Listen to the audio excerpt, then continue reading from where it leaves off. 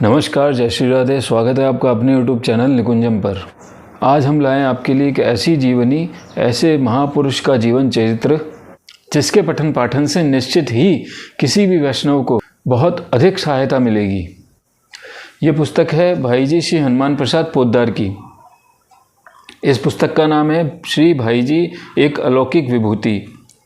इसमें भाई जी का पूरा जीवन चरित्र है। साथ साथ इसके अंदर रस सिद्ध संत भाई जी श्री हनुमान प्रसाद पोद्दार एवं संत प्रवर सेठ जी श्री दयाल जी गोयनका।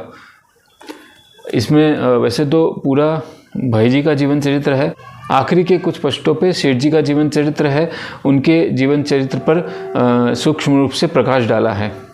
ये भाई जी का जीवन चरित्र, इसे मैंने तो पढ़ लिया है और इसे पढ़ने का जो मेरे जीवन में अनुभव है, ये तो कोई व्यक्ति खुद अपने हृदय से अगर इसे पढ़े तब जाकर के थोड़ा बहुत समझ सकता है। बाकी हमारे सामर्थ्य के बाहर है कि हम भाई जी के जीवन चरित्र को समझ सकें और जो भाई जी की जीवनी है, जो भाई जी की रहनी है, उसे हम अपने जीवन में उतार सकें। वैसे तो भाई जी के जीवन ने अनगिनत लोगों के जीवन को परिवर्तित किया है, लेकिन एक व्यक्ति मुख्य हैं जो भाई जी के मात्र एक शिष्य हैं, श्री राधा बाबा। ऐसा कहा जा सकता है कि राधा बाबा ही एक ऐसे व्यक्ति हैं जो भाई जी के जीवन को, भाई जी की रहनी को, भाई जी की करनी को समझ पाए हों। वरना तो भाई जी इतने गुप्त प्रवृत्ति के व्यक्ति थे कि उन्हें समझना किसी के लिए भी सहज नहीं है। वो तो भगवान की मर्जी से और भगवान की कृपा से उनका जीवन प्रकाश में आया, ताकि हम वैष्णवों को उनकी जीवनी से, उनके चरित्र से, उनकी करनी से, उनकी रहनी से हमें वैष्णवों को लाभ मिल सके। तो ये जो पुस्तक है भाई जी एक अलौकिक विभूति, इसके प्रकाशक हैं श्री गीता वाटी। इसका प्रथम संस्करण 6 दिसंबर 2000 में राधाष्टमी के दिन प्रकाशित हुआ और इसका जो मूल्य लिखा है बहुत ही कम मूल्य है, 90 रुपये मात्र। ये उस समय में जब प्रकाशित हुई, जब 90 रुपये की थी, तो अब ऐसा मान लीजिए 2 गुना बढ़ गया होगा या 3 गुना बढ़ गया होगा। तो फिर भी ये पुस्तक इतनी सस्ती है। हमारे धर्म ग्रंथ जो हैं इतने सस्ते, इतने कम मूल्यों में हमें प्रोवाइड किए जा रहे हैं प्रकाशकों द्वारा, जो हर किसी के लिए सहज है। मैं जब पढ़ता था तब इतनी मोटी पुस्तक अगर लेने जाओ मार्केट में तो 400-500 रुपये की मिलती, और आज ही ऐसी ही पुस्तक अगर लेने जाओ पढ़ाई वाली, बच्चों के स्कूल की या कॉलेज की पुस्तक लेने जाओ तो वो 800-1000 रुपये के लगभग मिलेगी। लेकिन हमारे धर्म ग्रंथ, हमारे संतों की कृपा से, हमारे भक्तों की कृपा से और हमारे जो महापुरुष हुए उनकी कृपा से हमारे धर्म ग्रंथ हमें इतने सस्ते और कम मूल्यों में मिलते हैं। फिर भी लोग बाग उनको खरीदते नहीं, उनको पढ़ते नहीं है, हमारे धर्मशास्त्रों का अध्ययन कोई करता नहीं है। और ये जो भाई जी का जीवन चरित्र है, ये ऐसे नहीं कि कोई एक व्यक्ति जीवन भर उनके साथ रहा और लिखता गया उनके बारे में। भाई जी तो ऐसा पसंद करते ही नहीं थे कि कोई उनके बारे में लिखे, उनकी बातें लिखे, उनकी बातों का संकलन करें। लेकिन ये चीज़ें, ये जो जीवनी भाई जी की तैयार की गई है, वो अलग अलग लोगों से सुन करके, अलग अलग, जब पहले तो पत्राचार बड़ा चलता, टेलीफोन का ज़माना था नहीं, वीडियो कॉल का ज़माना था नहीं, तो पत्राचार चलता था। तो भाई जी को कई पत्र आते थे और कई पत्र भाई जी लिखते थे। मतलब ऐसा मान लीजिए कि उनके एक दिन का काफ़ी सारा हिस्सा तो पत्र लिखने में ही चला जाता था। तो वो सारे पत्र जो भाई जी ने लोगों को लिखे और लोगों ने भाई जी को लिखे, उन सब चीज़ों से और छोटे मोटे लेखों से, भाई जी के जो परिकर के थे उन सारे लोगों से जो छोटी मोटी बातें सुनी, वो सारी चीज़ों से ये भाई जी की जीवनी का निर्माण किया गया है। आप जब भाई जी का चरित्र पढ़ेंगे तो आपको ऐसा लगेगा कि कई सारी बातें तो सिर्फ पत्रों के द्वारा ही इसमें समझा दी गई है।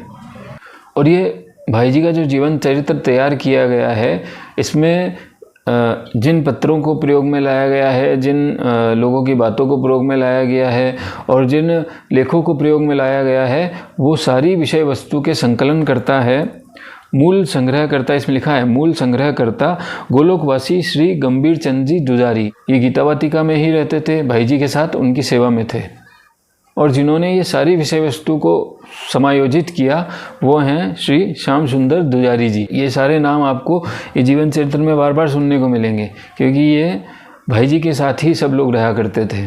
उसके बाद इस ग्रंथ में नम्र निवेदन करके एक लेख है श्री विष्णुकांत शास्त्री जी का, राज्यपाल, जो हिमाचल प्रदेश के राज्यपाल थे, उनका भी लेख है। और उसके बाद श्री ललन प्रसाद व्यास जी का लेख है। फिर उसके बाद सारी विषय वस्तु हैं जो उनके जीवन चरित्र के बारे में है।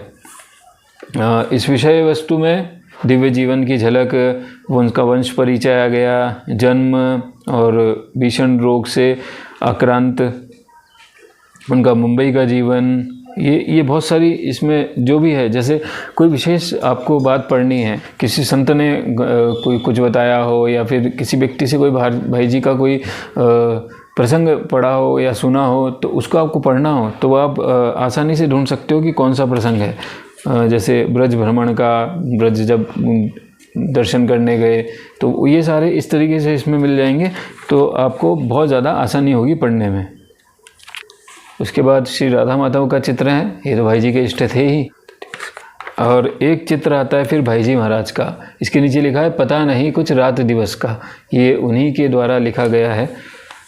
और इस चित्र में साफ साफ दिख रहा है कि भाई जी आंतरिक चिंतन में ही लगे हुए हैं।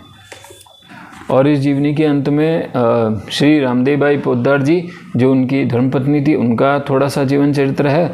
और उसके बाद आखिरी में सेठ जी श्री दयादयाल जी गोयनका जी का जीवन चरित्र है, वो भी सूक्ष्म रूप। मेरे विचार से ये जीवनी आप सभी को पढ़नी चाहिए। अगर इसको आपको ये चाहिए ये पुस्तक, तो मैं नंबर आपको दे दूंगा, गीता वाटिका के नंबर दे दूंगा। आप ऑनलाइन भी सर्च कर सकते हैं, गीता वाटिका के नंबर मिल जाएंगे आपको, और वहाँ से आप ये मंगवा सकते हैं। तो आप सभी को ये जीवन चरित्र पढ़ना चाहिए। भाई जी श्री हनुमान प्रसाद पोद्दार जी हमारे लिए, सभी के लिए पूजनीय हैं, क्योंकि उन्होंने जो हमें ये खजाना दिया है गीता प्रेस का। वैसे तो गीता प्रेस के संस्थापक सेठ जी थे और मुख्य संपादक थे भाई जी श्री हनुमान प्रसाद पोद्दार जी।